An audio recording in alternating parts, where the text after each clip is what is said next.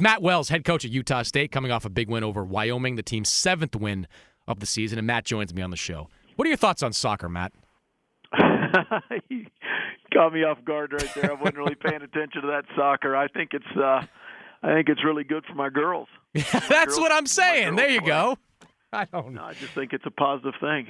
Yeah, I give, for context there, I do give fans 10 seconds to talk soccer every single week, and we get regular calls with 10-second sound bites. It's how we divvy up. I'm not a huge fan of the sport. Maybe it's because, Matt, I played as a kid too, and I was 0-10 as a goalkeeper, and my father was the coach, and it scarred me for life. It's all over you, huh? Oh, it's brutal. It was brutal. Yeah. Crushed me. I support our women's soccer team here at Utah State. I think they do a great job. There you go. That's a way to get behind it. You beat BYU last month, Matt. How big a deal is it for your team to beat BYU? That's a big deal around here. Probably will, quite honestly, be a lot bigger deal for our seniors and a lot of guys once the year's over and you have time to reflect. In season you get caught up in going to the next opponent so fast, and we jumped right into our Mountain West League games. There was not very much time to celebrate that, as is typical in season. But I can tell you, for our alumni base and our fans, our administration, people around here that have, not beaten BU in Provo in a long time, that was a special win. How much pressure is on you as a coach? There's always pressure in college football, but rivalry games, to win that type of game, do you feel it during the week when you know that matchup's coming? Well, I put it upon myself, Chris, for our guys to play their very, very best. And I don't know about how much pressure, because I think just the amount of pressure that you put on yourself and that we do as a staff every morning we walk into this complex to make Utah State better is an extraordinary amount. So I don't know if there can be much more outside. What's the celebration like after beating BYU? That was a long locker room celebration, a long time coming, well into the, that game was over about a little over midnight. I don't know, sometime in there, our time, right around that time. It was a long game and a late kickoff, ESPN kickoff. So that was a long night. Good one. Talking to Matt Wells, head coach at Utah State. Bigger rival, Matt, BYU or the University of Utah? Hard to say. I think pretty close in my book. Some of our fans or alumni may think a little bit different. Well, who do your kids dislike more? We get up for both of them. I always say we're the little brother in state. Not very many of our kids, if any, probably had the chance to play at either school. We had a few, maybe, but not very many of them. But this little brother's growing up a little bit, and we're starting to get a little bit bigger muscles, and we're starting to shave a little bit. So, but that's fine if people want to look at us that way. We'll play hard. We'll show up every week. But our kids get motivated, Chris, for both of them. BYU was ranked at the time when you beat them. What did that do for your program, beating not just BYU, but a ranked BYU team? I think the biggest thing is it helps you on a national level, and it helps you in the minds of recruits from out of state. That makes you relevant in their minds compared to maybe other out of state schools. If they're a kid from, say, let's say Florida, California, or Texas, which is our 3 main recruiting areas out of state. If they're a kid that's probably going to leave one of those states, it makes you a little bit more relevant. But I also think, Chris, it makes you relevant in state in the minds of high school coaches and parents. Maybe parents that have grown up thinking, they got a BYU or a Utah bias, and here's Utah State and what we've done the last few years. The last 4 years, I should say.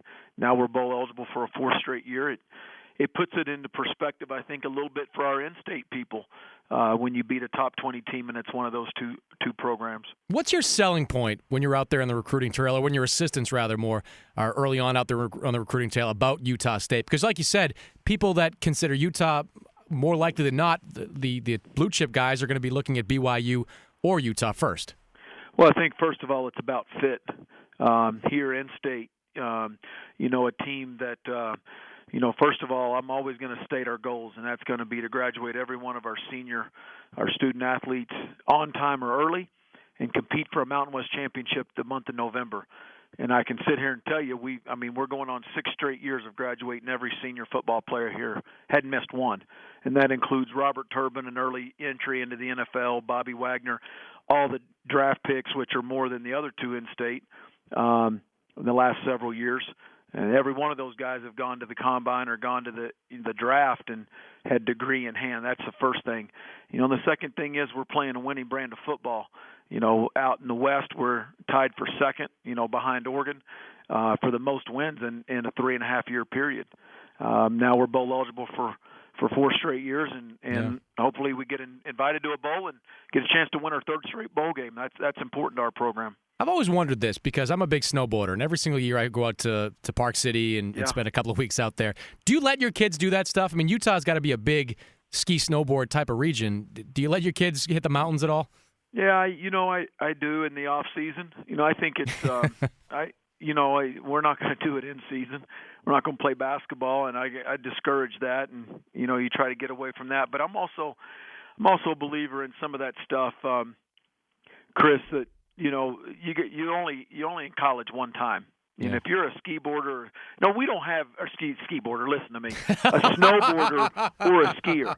Well, I would tell you honestly, even though we have 40-some, high 40s, low 50s in-state kids, not very many of our guys are skiers or boarders. And I'm going to tell you the reason why is because most of our in-state players, most of them, are front seven on both sides of the ball. They're O-line, D-line, tight end, linebacker type guys. You don't see too many of them on the slopes, Mm-hmm. So most of our skill kids are from out of state. You just lost massive cool points to the kids listening in Utah. Ski boarding. No, I didn't. I really didn't. Ski to be boarding. Honest with you, they know what they're. I mean, our O-line, D-line, and our polys, they ain't on boards in ski. Sorry, they know. I'm calling a spade a spade. They know I'm right. He's Matt Wells, head coach at Utah State here on the Chris Mannix Show. You used to play at Utah State, a quarterback there. Best and worst part about coaching at the school that you played at? That's a great question. Best part for me, quite honestly, is I'm able to walk into the quarterback room, and those are the guys that I deal with on an everyday basis. And is to tell them, hey, listen, I've been the red shirt, I've been the backup, I've been the starter, broke records, patted on the back, I've been replaced, benched, and booed. So I've been every one of them, and I was dead average, and it's probably why I got into coaching, the very first year out of college. I think that's a positive thing. I bleed Aggie blue. This is very, very important to me, especially now that I'm the head coach here. We have our name on this thing, that we represent this university in a first-class manner on and off the field. And as far as graduating and winning football games, that's what I'm hired to do. Worst part is, do we have to go there on the air? This thing's live too, isn't it? It is. I'll switch it to this though. I'll ask you this question. You know what it is? What's that? What? Go ahead. No. You were going to tell me, so I'm listening. Well, I mean, it's I don't know. No, let's skip that. Well, let me ask you this. I had Kyle Whittingham on a few weeks back, and he went to BYU before coaching at Utah. You've obviously been at other schools, but not in that type of rivalry type setting. Could you ever coach at another Utah school? I don't know. It's hard to think about right now. I've never even thought about it, not one time. Mm-hmm. So to ask me that, I don't have an answer for you. I'm not skating it, but I have not thought about it one time. It'd be hard. I'm not going to say it's ever in this profession. You don't ever say never. Right. This is a hard profession, and I'm very, very happily employed right here, and I coach some of the best kids in America. I'm convinced of that. But to answer that question very fairly, I don't think I could do it justice because I haven't really thought about it. I'll get you out of here with this, Matt. A lot of injuries for you this season. You still managed to piece together a season where you are, like you said, bowl eligible. How challenging has it been piecing this team together every single week?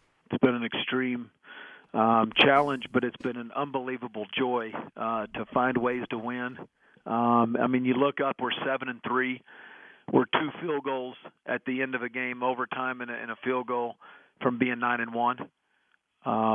And to think that we're on to our 4th quarterback, not because the other 3 didn't play well, because we have to, 3 season-ending injuries at quarterback. We're on 7 or 8, season-ending injuries to starters at, now 3 or 4 linebackers, and piecing it together and playing this kid just a little bit more on teams, or this guy take this guy off. And, I mean, the extreme challenges of moving the chess pieces around, manufacturing points, and understanding that's all about team and culture and this logo. That's what I'm most proud of, because our veterans, our assistant coaches, those two groups of people have really wrapped their arms around this team, in my opinion.